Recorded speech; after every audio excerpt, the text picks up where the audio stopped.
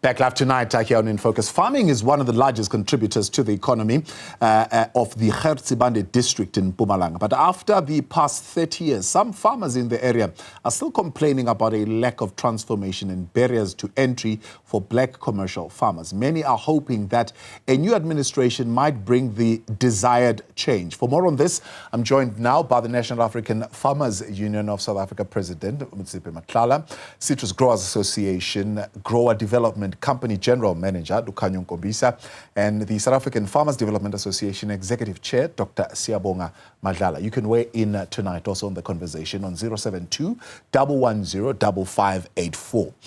Do you think there could be policy influences that are brought in by the outcomes of these elections that certainly could transform the agricultural sector? You can weigh in tonight on that conversation. Gentlemen, good evening. Good to have you. And thank you very much for coming on this evening. Dr. Matlala, let me start with you. I mean, because NAFO has been at the helm for many years. One could even say for the 30 years of our democracy, dealing with this question of transformation, right? So let's look at the progress that you think is what we could highlight in the 30 years in terms of the initiatives that are pointing towards a direction of transformation.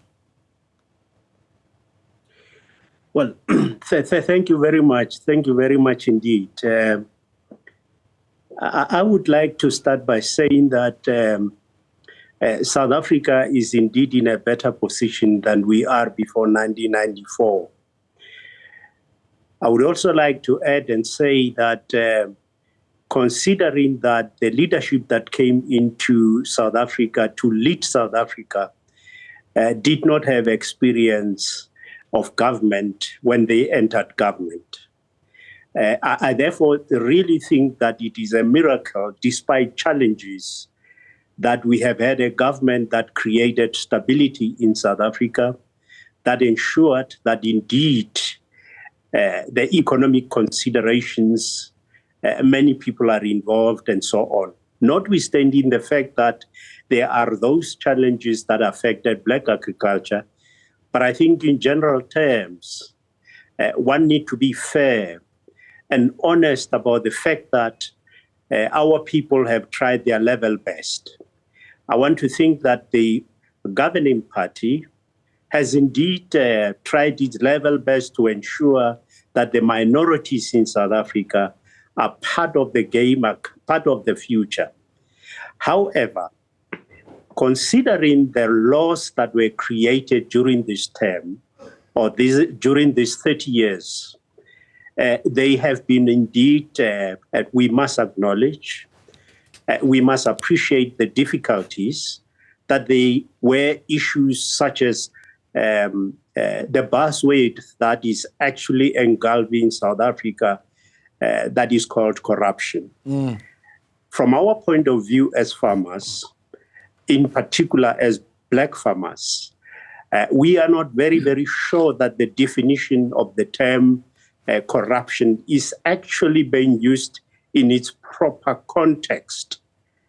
Because I am an African, there is no way that I am going to be one day when I woke up to be a white person.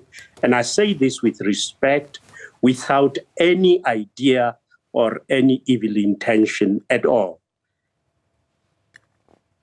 Having said so, respectively, therefore, we think that the corruption, never mind it is there, but it is exaggerated with the objective to make other parties look bad in South Africa, in Africa, and beyond. All right. The Africanization or the Africanist context of the word is absent in the word of corruption. But moving forward, particularly agriculturally, I would like to say that we have actually met so many problems in agriculture. Mindful of the fact that I have already said that our people or our leaders have got into the government without experience. And I want to argue objectively so, that the very people that we have removed from government were actually the people that advised our people to take the direction that they have taken. Okay. But I think now, after 30 years, notwithstanding, I think the gains are there for everyone to see. Yeah. And I think we cannot undermine these gains that we have experienced. I'm going to come. I would never have been a farmer. I'm going to come back to that. I want to poke you a little bit on those three areas that your lack of experience, bad advice, and corruption. No problem. Nkombisa, let me bring you in here. I mean, I see you have a new title now, CJ Grower Development Company General Manager. It's a big words, but before this, your title was a little bit more simpler. You were a manager of transformation, which I suppose would have been at the heart of what we are talking about. If we were to look at the matrix of ownership, for example, which is one of the areas that you would have had to come into. At some point, you were also looking at extension services and so on and so forth. Do you think there's tangible progress? Have we shifted the needle? Good evening, Thabo, and good evening to the viewers at home. Thabo, as you're saying, there's much progress. I can say in the past 30 years of democracy, there's a lot of things that have done, especially in the area of ownership and also especially in the areas of farmer support programs that were developed by our governing party and the government in place. There's much and a lot of work that has been done, and also there's collaboration between government and industry in terms of ensuring that these support that are in place are being implemented and are being received by the farmers at farm level. And in terms of the land ownership, yes, there are still some challenges in some areas. And I was happy that last week the minister also did honor most of the farmers with their title deeds to ensure that there's land ownership. Because if you don't have land ownership or there are issues around ownership of the land, then it limits you in terms of accessing quite a number of support from outside of government in terms of going to the banks and having to gain access in terms of finance for the development at farm level. But if you have then the land ownership, then it makes things easier. It enables the environment of the operation. And coming to extension service, I must say that there's quite a lot of programs that from the government side that were developed by the government. Extension recovery plan, whereby quite a number of extension services, extension officers across the country were trained and were equipped in terms of ensuring that they provide adequate support at the farmers at farm level. But also as the industry, what is our contribution towards all these activities that the government and program that the government is putting in place?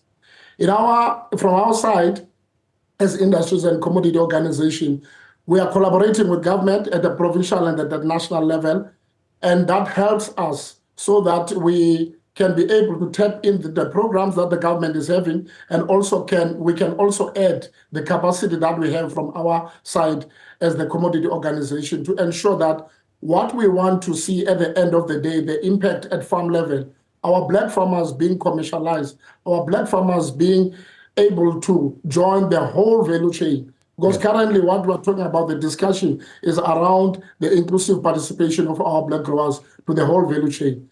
So how do we do that, and who must be involved in doing that? And how long will it take us to ensure that the targets of the farmers to be commercialized and to be inclusively participating, how long it's going to take us? And are we looking at the numbers or are we looking at the impact at farm level?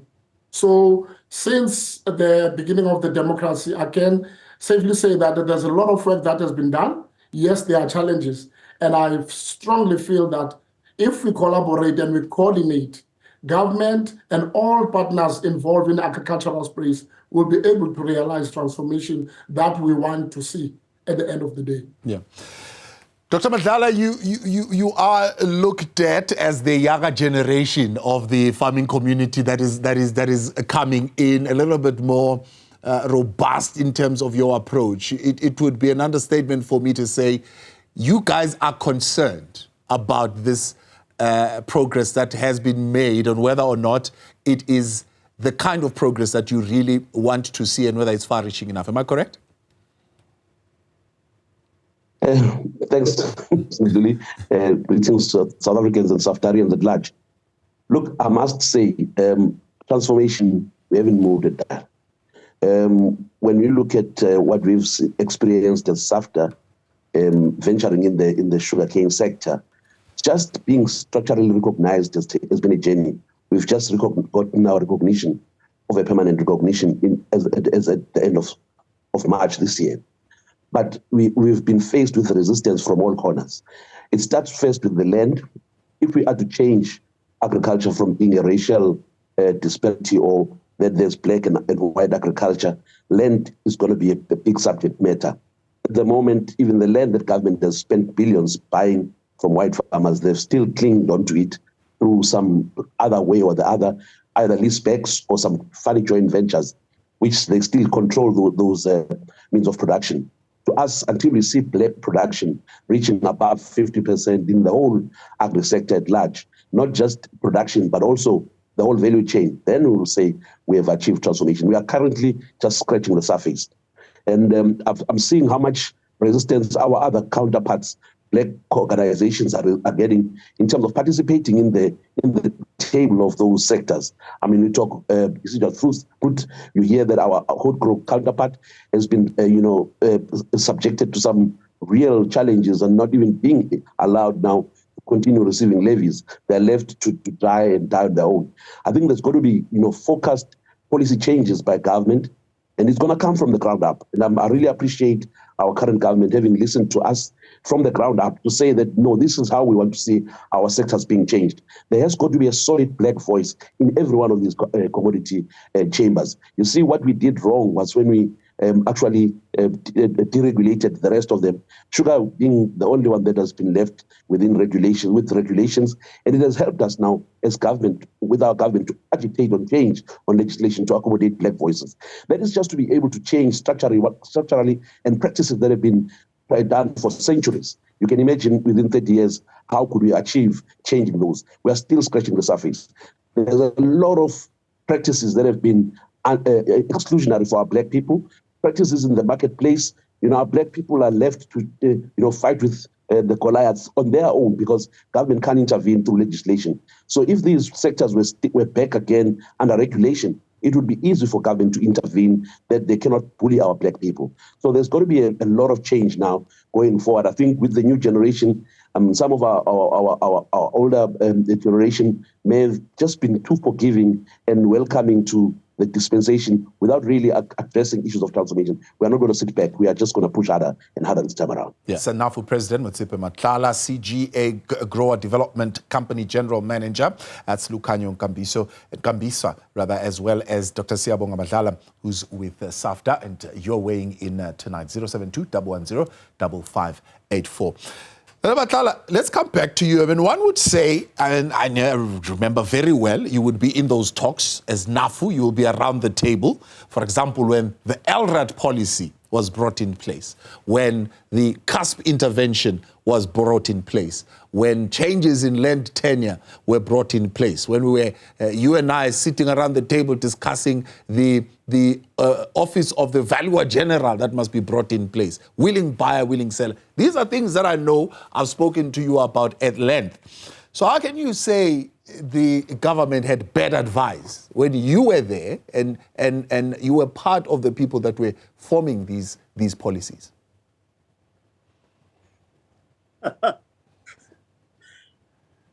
Well, the truth is, it is indeed true that some of us were at the table when these policies were made.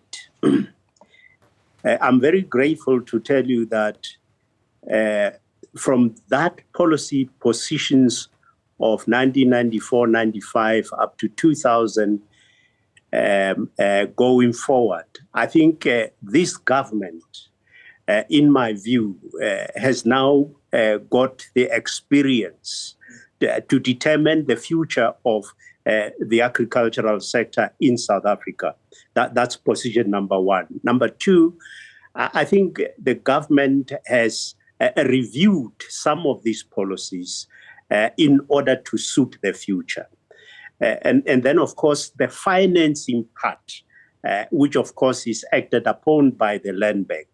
I think also government has also looked into how government should operate, how Land Bank should operate in order to ensure that the financing part of black farmers could be an easy option to go on with their lives, with their agricultural projects.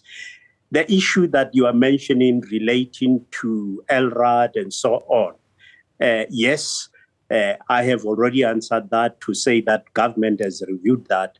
And if you can then begin to look at the current programs of government, I think you would agree with me that it was important that we started that way. Yeah. When we got into government, because as NGO, as farmers, we also were given the opportunity to make a contribution.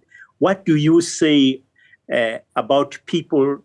What do you say of people that have never run government? And I must assure you that the current government, the governing party, is absolutely in a position to lead this country towards a better future in terms of economic growth. It is in a better position to lock in investments. It is in a better position to ensure that the youth of our country are actually motivated to take agriculture as a future. Yeah. So therefore, I think my response will be as such. Yes, we still hear you, Ntate. You can go ahead. I want to jump in there while we are there, right? For example, you've mentioned the question of corruption being exaggerated. One of the questions, by the way, for people who might not know, LRAD is the Land Redistribution for Agricultural Development Policy. One of the criticism of LRAD was that there was a lot of corruption there to an extent that only a connected few were able to get those grants and that piece of land, and certain demographics, coloreds, you'd remember the conversation, and Indians in the country feeling that they were left out of benefiting from a policy like LRAD. Do you think that call for corruption is exaggerated? Of course, yes. I wasn't using the term exaggerated because it just came like manna from heaven. We looked at these matters. The issue of corruption is politically motivated. And many people are not able to see that. Even the governing party has never challenged it. But we have seen that they are interested to ensure that the governing party is not successful. Therefore, I would like to say, with respect to those that may not agree with me, that the corruption, even in the land area, was exaggerated. For example, you are aware that about 13 years ago, to be exact, if not 14 years, there were pieces of land that were bought through LRAD in Northwest. Yeah. Certain people in the white agricultural interest, a groupie, maybe I must say so, actually came up with a statement to say black farmers cannot farm. I want you to understand, and the public, that we respect, because in the public there are very knowledgeable people. Black farmers can farm. It is because some people wanted to use this particular opportunity to discredit not only the black farmers, but the governing party. And I want you to know that they are doing that. But really, if we look at the future, government has addressed that. I'm not talking good about government because I am in government. I'm talking about practicalities. I'm talking about continuity. I'm talking about better experienced, ready government to go forward in South Africa and in Africa. The international communities are looking at us. Yeah. In fact, I'm tempted to say South Africa is an international project when it relates to agriculture. Africa is open for business through Africa Continental Free Trade Agreement. Yes. Yeah. Mr. Nkombisa, do you think there was administrative incapacity as far as, for example, the administration of LRAD, which could have undermined an endeavor which, as Dr. Motsepe says, would have been a rather positive one?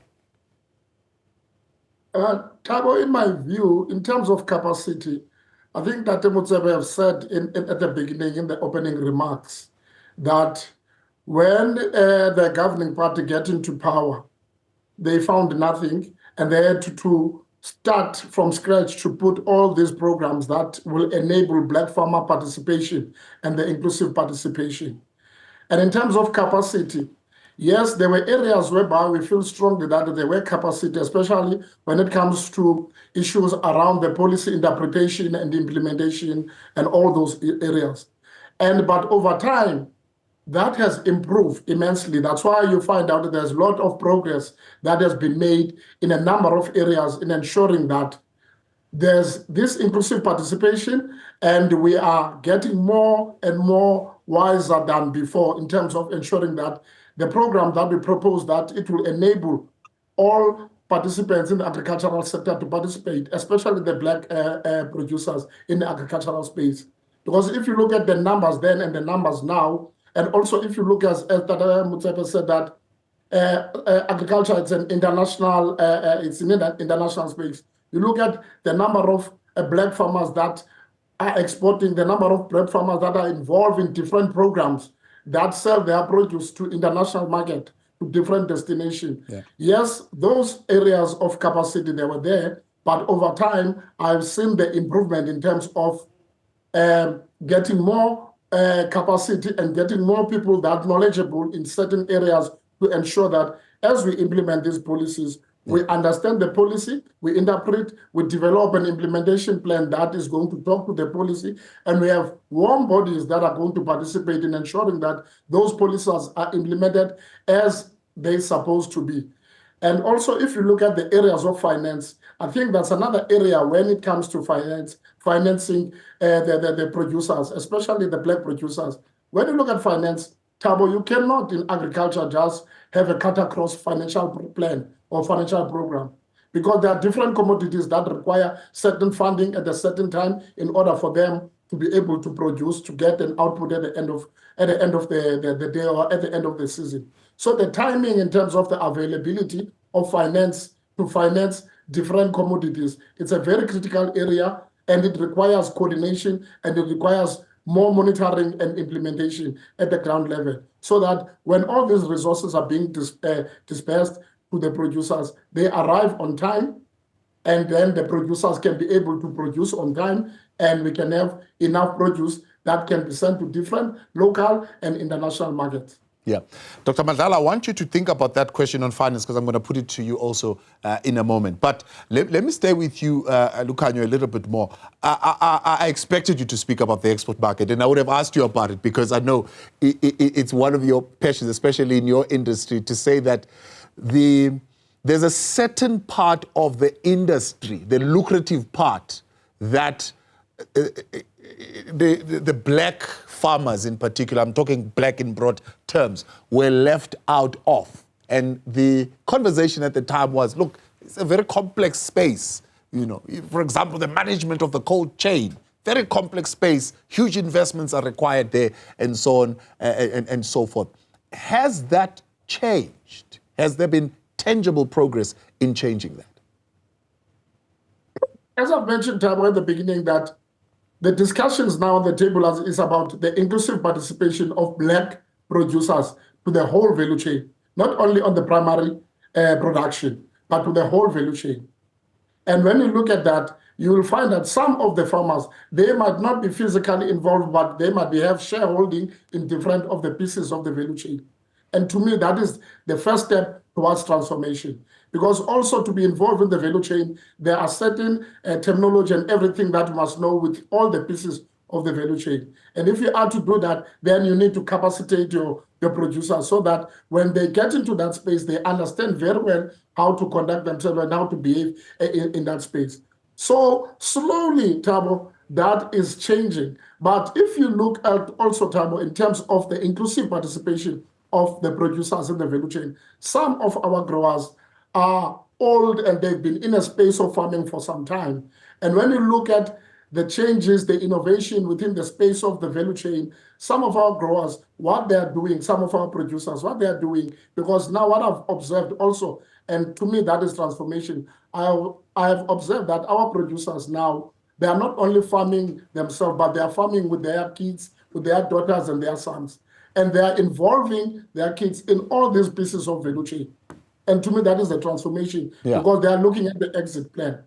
That is changing slowly, Thabo, as much as there are some glitches. But I think for government, what is important is to ensure that that space of the value chain is enabled. There are policies that are regulating or are enabling the participation of the black producers to the whole value chain. You know,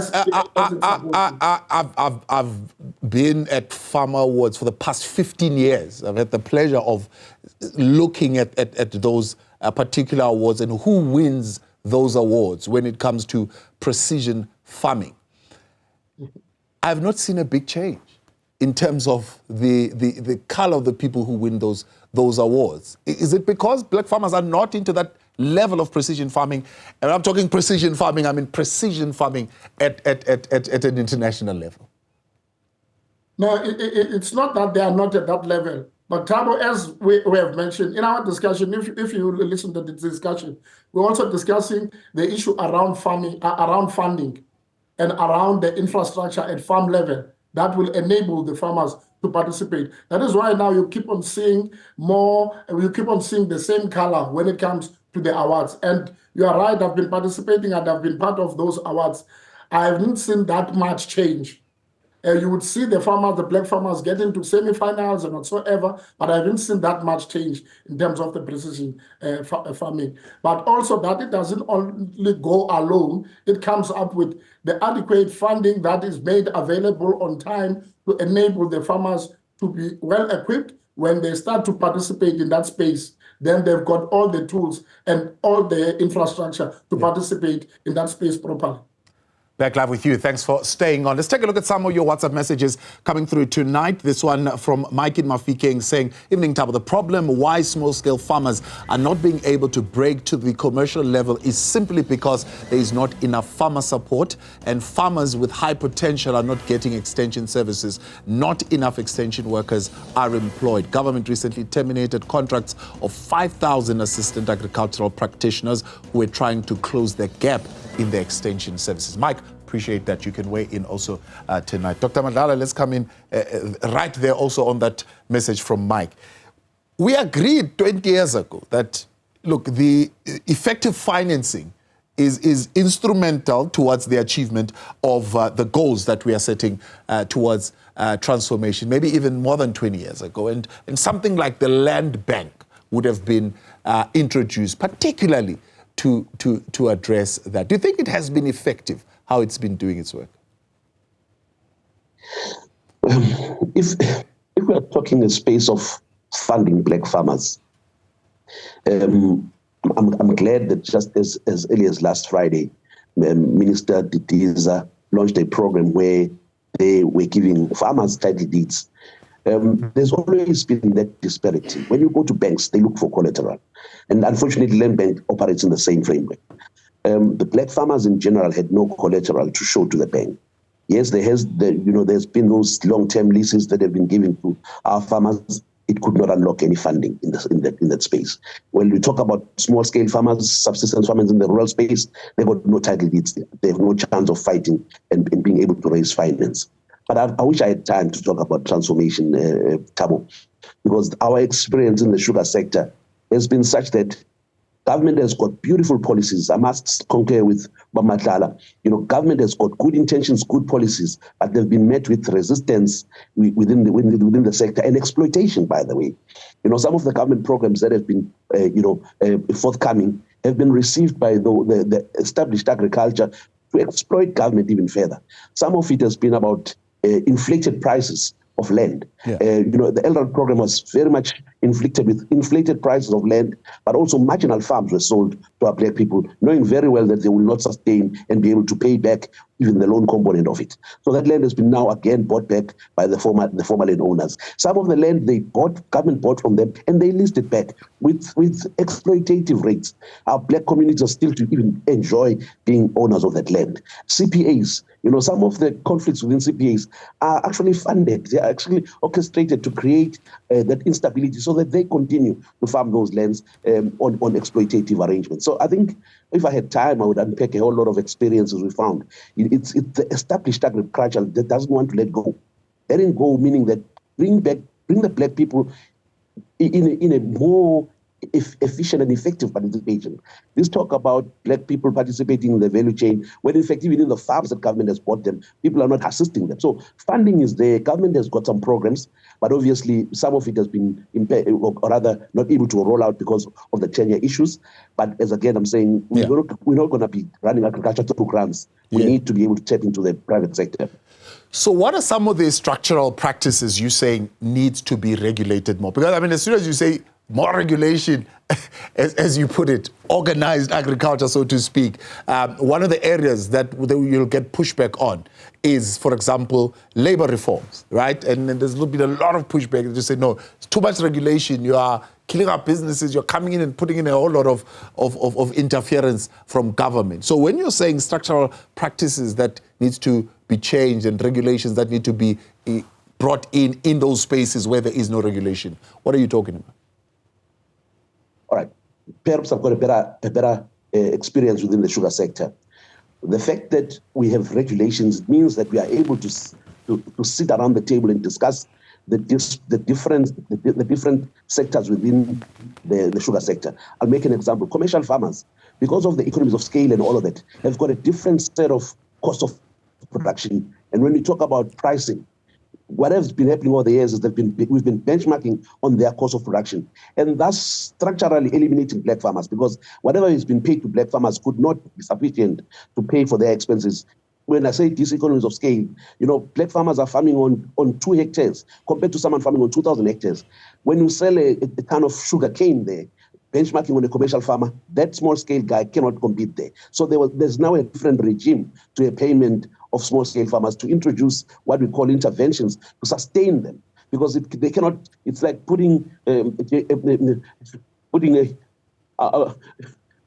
a ring because I'm big like they are. You put me with Muhammad Ali, they'll knock me down. So we actually are saying to our farmers, they must compete as if they are equals with those that have amassed all this over centuries. It's only a few decades, if I may say it, that we've just been introduced into the mainstream agriculture. There's going to be some protection of those farmers. Let them have a voice first.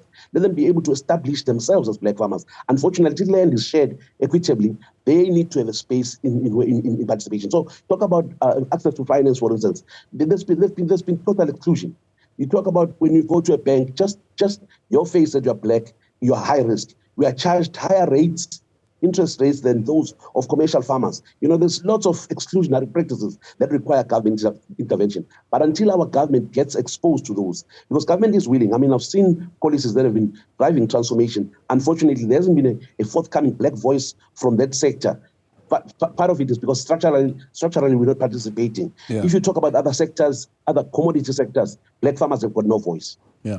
Pricing, marketing, all of those have got no voice. Yeah. Dr. Matlala, I mean, when you hear that, that's precisely the reason why NAFU would have been formed. And subsequent to that, there's been other organizations as well. But you think then, if you look at the history of NAFU, you would have been effective in addressing those issues? I really respect the foundations of NAFU. Yeah, that's what Dr. Motsepe. That's for Mr. Matlala there. Sorry. Yeah, I just wanted him to wrap it up. Yeah. Right. Okay, sorry. Thank you. Well, what issues are you referring to, and Julie? Issues, for example, of even today, when a black farmer goes to a bank, is perceived high risk. Issues of the structural practices that would see sugar sugarcane farmers who are black being pitted up against those who've been there for many, many years and competing on those prices, which young commercial farmers are saying it's really an unfair kind of comparison. Yes. Well, like I have said, that these issues came up particularly in agriculture. I think they have been identified where the unfair practices are actually being made to disregard and to treat black farmers in a manner that is not necessarily fair.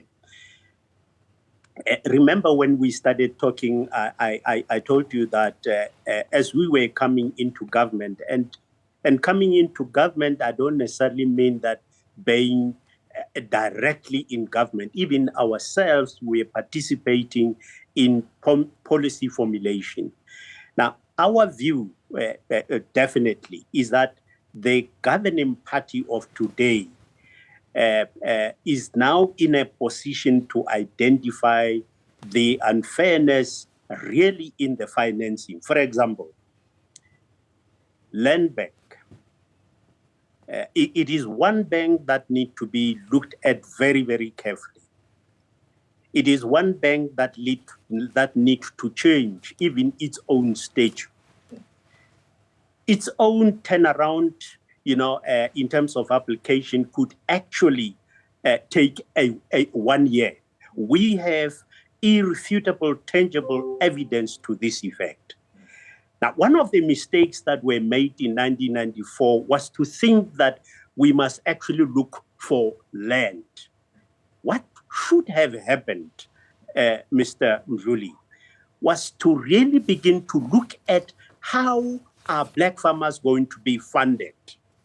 If you go to the archives of how the white farmers were financed in the past, you will see the difference between what we are doing and what they have done.